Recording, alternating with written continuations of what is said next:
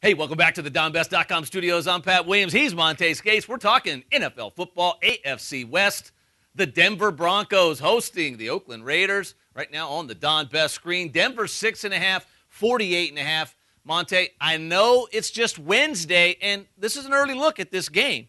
But we've got movement towards Denver in the over. Yeah, and the movement towards the over doesn't surprise me at all, Pat. Look at the Raiders, 8-2. Have gone over the total in the last 10 here for the Raiders. You're looking at Denver, last 21 at home, 16-5 to the over, so that doesn't surprise me at all. Now, Oakland has treated Denver as its quasi-home field. They've won 4 straight games there, and when you talk about this is pretty much a rivalry game. Oh, no Oakland coming into Denver and winning in Denver, that's a big deal to the Broncos and the Bronco fans. Yeah, absolutely. There's no question of rivalry here. This is probably the biggest rivalry in the AFC West, Denver Raiders. And the Raiders have had a lot of success in Mile High as of late. Problem that the Denver Broncos are having against the Raiders is they have had a really hard time stopping the run. McFadden has killed them. We saw what McFadden did, got back on track here against Pittsburgh in the last game, finally went over 100 yards first time this season, had the big 64-yard run in that game as well. So if they can get him rolling, he's going to provide some balance to that offense with Carson Palmer there, and the Raiders are going to be tough to stop.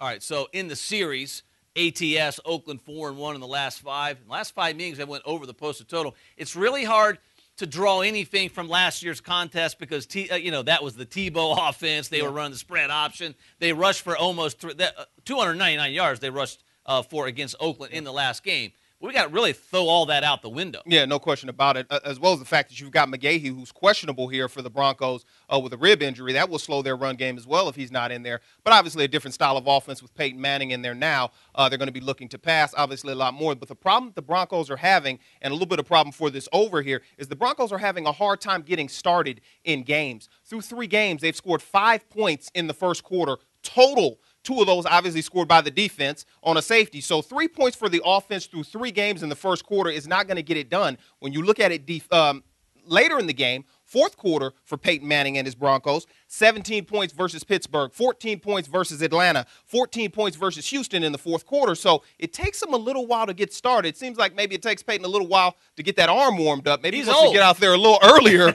to start the game here. Warm up a little earlier, Peyton, and get it going early. All right, well, the bottom line is, look, both these teams 1-2, Monte. Yeah. This is a huge game.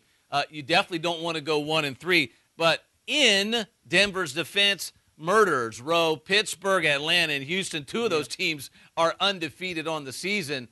I got to call it. It's a must-win for the Denver Broncos. No, I think you're right. They already have lost a home game, obviously, to Houston. But this is their first matchup against an AFC West opponent, so they do want to come out and win this.